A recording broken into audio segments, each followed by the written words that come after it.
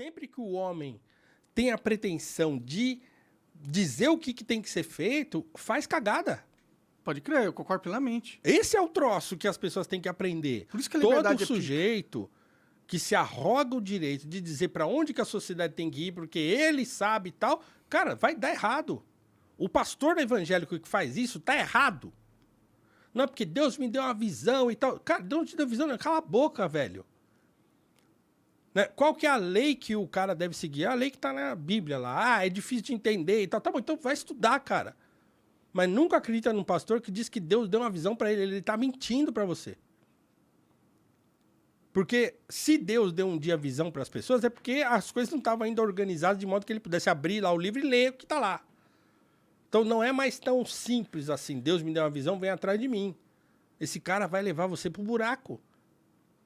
Esse cara que tá mandando você votar no político, porque esse político é que vai salvar a igreja do comunismo. Esse cara tá mentindo para você, tá errado. Como que ele sabe? Ele tá fazendo você pecar por isso. Pode crer. Ele tá errado por quê? Porque, cara, tá escrito, você abre a Bíblia, da primeira página até a última, é o poder institucional contra o poder de Deus, contra a obediência a Deus. O Antigo Testamento é recheado. O que é o profeta? O profeta não é o cara que adivinha o futuro, como ficou conhecido, né? Assim. Não. Normalmente. O profeta é o cara que vai lá na cara do rei e do sacerdote e fala: vocês estão levando o povo pro buraco. E eram mortos. Caralho. Eram perseguidos e mortos. Mas eram isso que eles faziam. Quando viam, juntavam o poder político com o poder religioso para dizer para onde o povo tinha que ir. Dava merda. Dava merda. Sempre deu. Eu tive um professor, um gênio brasileiro, que morreu já há alguns anos, o Dr. Milton Schwantz. Um professor de Antigo Testamento, um homem que entendia muito de hebraico. Era um homem de esquerda e era muito curioso porque o professor Milton Schwantz, ele vivia aquilo que ele pregava. Então era um homem que podia ter uma vida muito boa, né, ser rico, mas era um homem super simples. Era muito engraçado porque ele tinha vários livros publicados, ainda tem muitos livros dele, Milton Schwantz, o nome dele. E era muito curioso, ele ia dar palestra nos lugares, ele levava um monte de livro dele, né, pra vender e tal. E aí a gente ia comprar os livros e falava assim: não compra esse não, que esse é caro. Esse aqui é da editora tal, essa a editora ganha aqui e tal. Compra esse aqui que é mais barato, esse aqui é meu, é independente. Esse aí não. Se você falasse pra ele: não, eu tenho dinheiro, não, então tá bom. Mas é melhor você levar 3 desse, que é dividir? Do que levar esse aqui que é mais caro. Era muito engraçado esse negócio. Então ele tinha uma vida muito simples, era um homem assim, fantástico. E o Dr. Milton falava isso, ele falava assim: o Antigo Testamento existe para mostrar pra gente o que a gente não deve fazer. Não o que a gente tem que fazer. Você lê aquilo lá e fala: cara, deu tudo errado. Deu tudo errado. Mas é isso, é para mostrar pra gente que... cara, quando lá no 1 Samuel, quando o povo de Israel fala para nós queremos um rei. Os outros povos têm rei. Por que... Olha o princípio da liberdade aí, cara. Eles chegam pro profeta e falam assim: nós queremos um rei. Todo mundo tem rei. Nós também queremos um rei. Aí o Samuel fala para eles assim: olha, o rei de vocês é Deus, vocês já têm um rei. Deu para vocês os mandamentos e assim, tudo que vocês precisam fazer já está aí. Vocês são livres. Não precisa de rei, não. Não, nós queremos um rei, porque um rei é legal. Rei é importante. Rei é pop, porque todo mundo tem.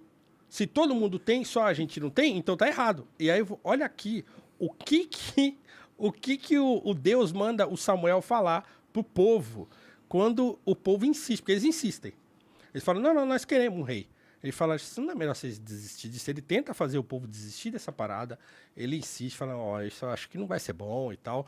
Mas eles insistem: não, nós queremos um rei, porque todo mundo tem um rei. E olha só aqui, eu vou até pegar o texto, isso está no primeiro artigo que eu escrevi para a Gazeta do Povo, o artigo de estreia da minha coluna, em que o título é: A liberdade é um direito radical. Olha só, na hora que aparecer aqui a bagaça. Cara, é impressionante, assim. Isso tá na Bíblia, no Antigo Testamento. A ideia de liberdade já estava exposta lá. Lá, no 1 Samuel. Né? Caramba, porque agora o Não bagulho tá abrindo o Wi-Fi, deve estar ruim. Na verdade eu tô... Você nem tá no Wi-Fi, eu tô sem Wi-Fi. Não, mas já vai. É que ele... Quiser abrir ali o... Coca, você lembra o nome do texto? A liberdade é um direito radical. É isso, Paulo Cruz. Paulo Coloca Cruz. aí. É que aí você vai ter que... A Gazeta tem que assinar, né? Ah, mas eu instalei um aplicativo ali que não precisa. Tá aí, né? Liberdade pra todo mundo. Liberdade de ler o artigo, inclusive. Eu Mas acho... é isso. É esse aí. Desce um pouco. Né? Esse é o primeiro artigo. Vai descendo, que aí tem a citação da Bíblia inteira. Vai descendo, vai descendo, vai descendo, vai descendo. Passa aí, passa aí. Cara, é muito paradigma. Opa. Deixa eu ver, sobe aí. Sobe um pouquinho. Sobe. Ah, tá. Ele fala, beleza. Então, o Deus fala pra ele, tá bom, eles querem. Tá legal. Então, beleza. Mas olha o que vai... Então, ele fala assim, ó. Atende, Samuel, a tudo que diz o povo, porque não é a ti que eles rejeitam, mas a mim. Olha Deus falando pro profeta. Caralho, porque pesado. não querem mais que eu reine sobre eles. Tudo que tem feito comigo desde o dia em que os fiz subir do Egito até agora, abandonaram-me e seguiram outros deuses. Assim fizeram contigo. Portanto, atende ao que eles pleiteiam, mas solenemente lembra-lhes e explica-lhes o direito do rei que reinará sobre eles. E aí, olha só, vai descendo aí. Acho que tá... É ali, desce. Sobe. Sobe. Ali. É que não tem o texto todo, né? É melhor pegar a Bíblia. Pega lá, ó. 1 Samuel... Ali, ó. Coloca lá. Meu. Em vez de você pegar o artigo, pega o texto bíblico mesmo. Coloca aí, 1 Samuel 8. Eu vou olhar aqui, peraí, eu já jogo pra vocês. Isso, Tá, porque, boa. cara, é muito louco. Ele fala assim, ó, beleza, vocês querem um rei? Então eu vou dizer pra você o que o rei vai fazer. Ele vai botar você pra trabalhar pra ele, ele vai pegar sua mulher, ele vai escravizar seu filho, ele vai roubar sua propriedade, você vai ter que pagar imposto pra ele. Cara, ele fala... Na Bíblia, no Nada. Velho Testamento. No Velho Testamento. Caralho. E a gente não aproveitou essa sabedoria. Vocês querem isso? Vocês querem isso? Vocês querem um rei porque as outras nações... Aí, acho que tá lá pra baixo no 17, por aí. Peraí. Isso, vai descendo. Não, tinha mais. É que você tem que colocar o capítulo todo, não é só o do 7 a 9. Porque isso tá lá... Isso. É porque tá lá pelo 17, por aí eu acho que é a parte que ele fala. Pode crer. Cara, tá lá. Né? Então, assim, o princípio da liberdade... Porque é o seguinte, a gente imaginar que o que Deus fez quando deu os mandamentos pro povo era torná-los escravos dele pelos mandamentos, não, é o contrário. Eram princípios para tornar o povo responsável pela liberdade que eles estavam concedendo quando tirou eles do Egito.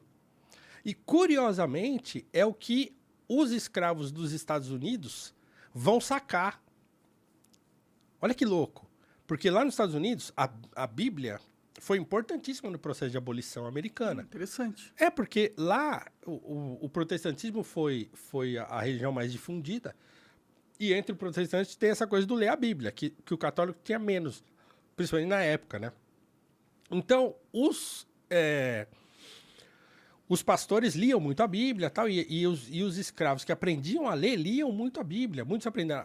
Por exemplo, a avó da minha esposa, ela aprendeu a ler com a Bíblia. Pode crer. Entendeu? Então, eles liam a Bíblia e tal. Então, eles enxergaram na libertação do povo de Israel do Egito a sua condição de escravos também. O povo de Israel foi escravo no Egito, agora nós somos escravos aqui nesse lugar. Então, se Deus libertou o povo do Egito, ele vai libertar a gente também. Então, esse imaginário da libertação do povo de Israel, ele virou um símbolo para a libertação dos negros americanos. Vai lá para o versículo 16, 17, por aí. Olha lá. Olha lá, vai para o 13, sobe mais. Olha lá, pronto, começa no 11 ali, ó. O rei que reinará sobre vocês reivindicará como seu direito o seguinte, olha que louco, ele tomará os filhos de vocês para servi-lo em seus carros de guerra e em sua cavalaria e para correr à frente dos seus carros de guerra. Colocará alguns como comandantes de 1000 e outros como comandantes de 50. Ele os fará arar a terra dele, fazer a colheita e fabricar armas de guerra e equipamentos para os seus carros de guerra. Tomará as filhas de vocês para serem perfumistas, cozinheiras e padeiras. Tomará de vocês o melhor das plantações, das vinhas e dos olivais e dará aos criados dele. Tomará 1/10 dos cereais e da colheita das uvas e o dará a seus oficiais e a seus criados. Também tomará de vocês para o seu uso particular os servos e as servas, e o melhor do gado e dos jumentos. E tomará de vocês 1/10 dos rebanhos, e vocês mesmos se tornarão escravos dele. Naquele dia, vocês clamarão por causa do rei que vocês mesmos escolheram, e o Senhor não os ouvirá.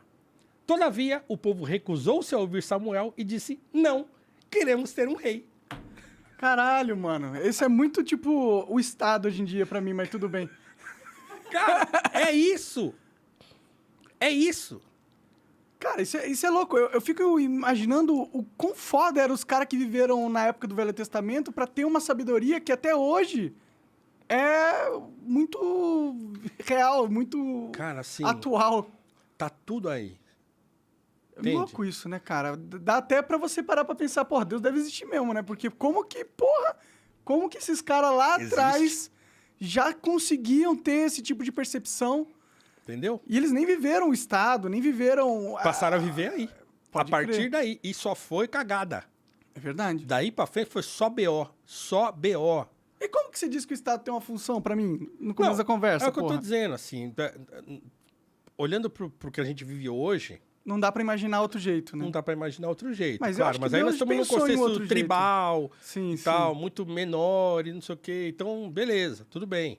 Mas no contexto que a gente vive hoje, já não dá mais pra pensar numa coisa libertária, assim, todo mundo solto e vai e faz. Eu acho que aí a coisa fica um pouco mais complicada pelo tamanho das coisas. É Pode tudo ser. muita gente, tudo muito volume, tudo muito tal. E aí, talvez Mas será que o fique mais fundamento difícil não de- seja o mesmo, apesar do tamanho? Não, o fundamento é o mesmo. Ah, Mas eu acho que a gente conseguir, ao longo do tempo, encontrar modos de se organizar, né, por conta do tamanho que as coisas ficaram, eu acho que também é uma coisa boa. Porque também aí, no fim das contas, vários reis vão ser ungidos por Deus e vão fazer bons reinados. mas será que isso não era a época que... Isso é no Velho Testamento ainda? No Velho Testamento Ah, ainda. entendi, né? entendi. Então, assim, apesar de toda essa advertência e de Deus falar, ó, vai dar ruim isso aí. Né? Vai dar ruim. Se ele não quisesse, não teria acontecido. Certo? Faz Não sentido. quero, pronto, acabou, não vai ter. Mas ele falou, tá bom, vocês querem? Tá, eu vou dizer o que vai acontecer. Então, tenta a sorte aí, certo? Pode crer. E aí, no meio desses monte de BO, um ou outro rei, fez um bom governo. Então tem lá no meio, aparece um ou outro, pô, esse fez o que era bom aos olhos do Senhor. Foi um cara que obedeceu e um cara que levou o povo pro progresso e coisa e tal. Então, isso também aconteceu ao longo do tempo. Mas, no geral, né, na maior parte dos casos, foi uma luta. Né?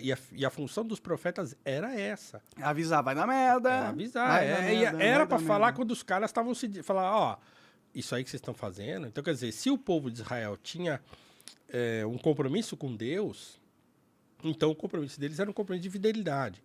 Quando essa fidelidade se rompia, geralmente ela se rompia por influência do rei e do sacerdote. Quando eles se juntavam por interesse, por poder. Tá? Então, quando o sacerdote se juntava com o rei, geralmente dava ruim. Pode crer. Então, os caras estão falando isso aí há tempos Séculos, imemoriais. milênios. E hoje os caras estão achando que o pastor da igreja dele sabe em quem que ele tem que votar. Por quê? Porque eu é o comunista. Fala, velho, então assim... não, porque na época do PT a igreja era perseguida. Cara, a igreja ser perseguida é ótimo. Porque ela bota a cabeça no lugar e vai fazer aquilo que Deus mandou ela fazer. Cumprir a missão que a igreja tem na sociedade. Porque a igreja que tá assim, ó, vivendo na... tá tudo bem, estamos vivendo a prosperidade que Deus nos mandou, vocês vai dar cagada. Então não é para viver sossegado. Nós não estamos aqui para viver no sossego, para fazer templos gigantescos, encher um monte de gente lá e ficar prometendo um monte de coisa. Não é essa. A parada não é essa. Tá lá escrito o negócio. Caralho, cara, isso que você tá me falando me bate muito verdadeiro, velho. E até com a minha própria vida, decisões que eu tomei no passado, tá ligado? Você acaba de assistir um corte do Monarch Talks, agradeço demais, mas se você quiser ver o vídeo na íntegra e acompanhar ao vivo todas as transmissões, você tem que ir lá no rumble.com/monarch para não perder nada. Segue a gente lá.